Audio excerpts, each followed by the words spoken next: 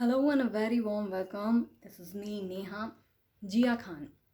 जिया खान को हम सभी जानते हैं। आज उनका जन्मदिन है। आज 20 फरवरी है जब मैं ये वीडियो बना रही हूँ और आज ही के दिन जिया का जन्म हुआ था। लेकिन बहुत कम उम्र में जिया ने आत्महत्या कर ली। 25 साल की उम्र में जिया ने आत्महत्या कर ली थी। लेकिन हैरानी करने वाली बात ये थी कि जिया ने मरने से पहले एक सुसाइड नोट छोड़ा था। 6 पन्नों का बड़ा सुसाइड नोट। और जिया की जो सुसाइड थी वो आज तक रहस्य बनी हुई है कि क्या हुआ था, क्यों ऐसा हुआ, बहुत सारी चीज़ें। और उसमें उनके बॉयफ्रेंड, उस वक्त जो उनके बॉयफ्रेंड थे सूरज पंचोली, उन पर भी कई सारे आरोप लगे। जिया की माँ राबिया खान ने भी कई सारे आरोप लगाए थे सूरज पर, जिसकी वजह से सूरज को कुछ दिनों के लिए जेल भी भेजा गया। लेकिन उन 6 पन्नों में कुछ ऐसा भी था चौंकाने वाला जो जिससे बहुत लोगों ने ध्यान नहीं दिया। आपको बता दें कि जिया का असली नाम जिया नहीं था, बल्कि जिया का असली नाम नफीसा रिजवी खान था। जिया ने बॉलीवुड में आने के लिए, फिल्मों में आने के लिए अपना नाम बदल के जिया रख लिया था, क्योंकि नफीसा रिजवी खान उन्हें बहुत बड़ा नाम लगता था, बहुत लंबा नाम लगता था। इस वजह से उन्होंने इसे छोटा करके जिया खान रख लिया था और ये नाम उन्होंने खुद ही चेंज किया। बचपन में जब उन्होंने फिल्म रंगीला देखी, उर्मिला मातोंडकर की फिल्म रंगीला जब उन्होंने देखी, उसके बाद ही तय किया कि वो बड़ी होके एक एक्ट्रेस बनेंगी। जिया ने अपने करियर की शुरुआत भी बेहद ही बड़ी फिल्म से करी। काफ़ी उनको उस फिल्म से सुर्खियाँ उन्होंने बटोरी, लाइमलाइट में रहीं। महानायक अमिताभ बच्चन के साथ इंडस्ट्री में डेब्यू किया। हालांकि निशब्द जो फिल्म थी वो विवादों में भी रही। राम गोपाल वर्मा ने उन्हें डेब्यू दिया था बॉलीवुड में। लेकिन इसके बाद भी जिया ने कुछ फिल्में करी। आमिर खान की फिल्म में काम किया, अक्षय कुमार की फिल्म हाउसफुल में काम किया, गजनी में उन्होंने एक छोटा सा रोल किया था, लेकिन उससे भी अपनी एक्टिंग से दर्शकों के दिल में जगह बनाई थी। वहीं पहली फिल्म से तो दर्शकों के दिल में जगह बना ही थी, हाईलाइट हो गई थी इस फिल्म से। इसके बाद इसी दौरान लेकिन जिया के पर्सनल लाइफ में भी काफ़ी कुछ ऐसा चल रहा था जिसकी वजह से वो काफ़ी अपसेट थी, और उसका कारण कहीं ना कहीं सूरज पंचोली को बताया जाता है। मीडिया रिपोर्ट्स के अनुसार और उनके सुसाइड नोट के अनुसार काफ़ी कुछ जो इर्द गिर्द उनके घूमता है वो सूरज पंचोली तक आकर घूमता है, उनकी फैमिली पर आकर घूमता है। यहाँ तक कि जो बीबीसी द्वारा उनकी फिल्म रिलीज़ की गई जो जिया पर आधारित थी, उसमें भी काफ़ी कुछ ऐसी ही चीज़ें दिखाई गई थी। जिया ने अपने सुसाइड नोट में कई खुलासे किए थे। यहाँ तक कि उन्होंने लिखा था कि उनके साथ बलात्कार किया गया, उनका अबॉर्शन करवाया गया, उनके साथ मारपीट की गई, उन्हें परेशान किया गया, उन्हें तड़पाया गया। जिया ने किसी शख्स का नाम नहीं लिखा था अपने सुसाइड नोट में, सिर्फ इसीलिए कभी भी उनके मौत की जो गुत्थी थी वो सुलझ नहीं पाई।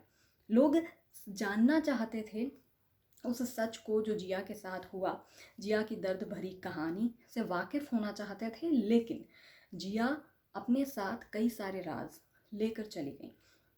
उस खत में उन्होंने जिस शख्स के लिए बहुत कुछ लिखा था वो सूरज पंचोली को माना गया। हालांकि उसका कोई सबूत नहीं था साफ तौर पे। सूरज ने जेल में कुछ टाइम बिताया भी, काफ़ी टाइम तक वो जेल में रहे, लेकिन उसके बाद धीरे धीरे सबूत ना होने की वजह से मामला ठंडा पड़ गया और ये केस कभी सुलझ नहीं पाया पूरी तरीके से। हालांकि बीबीसी की जो द्वारा जो फिल्म रिलीज़ की गई थी उसमें मुंबई पुलिस पर भी सवाल खड़े किए थे, मुंबई पुलिस की जो छानबीन थी उस पर भी सवाल खड़े किए थे। राबिया खान आज भी कहती हैं कई बार कि सूरज पंचोली को मैं अपनी बेटी का अपराधी मानती हूँ। जिया ने अपने सुसाइड नोट में लिखा था, बहुत सारी चीज़ें लिखी थी जिसमें उन्होंने लिखा था कि मैं तुमसे प्यार कर बैठी और तुमने मेरी ज़िंदगी बर्बाद कर दी, मेरे साथ बलात्कार किया गया, अबॉर्शन हुआ, मारपीट हुई। यहाँ तक कि उन्होंने ये भी लिखा कि मेरे सपनों को मार दिया गया और इसीलिए मैं अंदर से इतनी टूट गई हूँ कि इस दुनिया को छोड़कर जा रही हूँ, अलविदा कह रही हूँ। उन्होंने सूरज पंचोली का नाम ना लेते हुए ये भी लिखा था कि तुम्हें पार्टियां करना पसंद था, तुम्हें लड़कियों के साथ घूमना रहना पसंद था और मेरी ज़िंदगी जो थी वो तुम, मेरे करियर और तुम तक थी। तो तुमने मुझे पूरी तरीके से तोड़ दिया।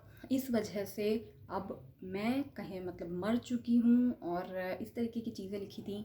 और मैं इसलिए अपने सपनों को और खुद को छोड़कर आत्महत्या कर रही हूँ। इसी तरीके के कई आरोप जो थे जिया ने अपने सुसाइड नोट में लिखे थे। हालांकि जिया ने किसी शख्स का नाम नहीं लिखा, इसलिए कहीं भी किसी शख्स पर आरोप नहीं, मतलब पूरी तरीके से कहा नहीं जा पाया।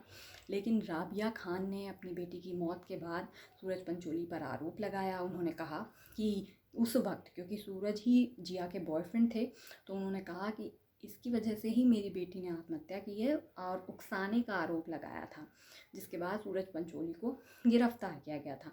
और आपको ध्यान हो तो सुशांत सिंह राजपूत की मौत के दौरान भी सूरज पंचोली का नाम काफ़ी उछला था। तब भी ये कहा गया था कि उनकी जो झड़प थी वो सूरज से ही हुई थी, जिसके कारण शायद कुछ ऐसा हुआ। और उस दौरान भी जिया की माँ ने काफ़ी कुछ बोला था सूरज को लेकर, महेश भट्ट को लेकर भी बोला था। तो ऐसे कई चीज़ें उस वक्त भी सामने आई थी। सूरज का नाम लगातार कई बार विवादों में आता रहा है। जिया की मौत के बाद भी कई लड़कियों से उनका नाम जुड़ता रहा है। तो जिया की मौत जो थी आज तक एक पहेली बनी हुई है। आखिर क्या था सच, ये कभी नहीं खुल पाया, किसी के सामने नहीं आ पाया। लेकिन जो उनकी मौत की कहानी थी वो बेहद दर्द भरी थी। लोग जब भी उस बारे में सुनते हैं, पढ़ते हैं, तो वो उन्हें बेहद धक्का लगता है। 25 साल की उम्र में एक चमकती हुई अभिनेत्री ने सुसाइड कर ली थी। तो ये थी जिया खान की एक छोटी सी कहानी। आपको ये वीडियो अच्छा लगा हो तो इसे लाइक और शेयर कीजिए, चैनल को सब्सक्राइब कीजिए।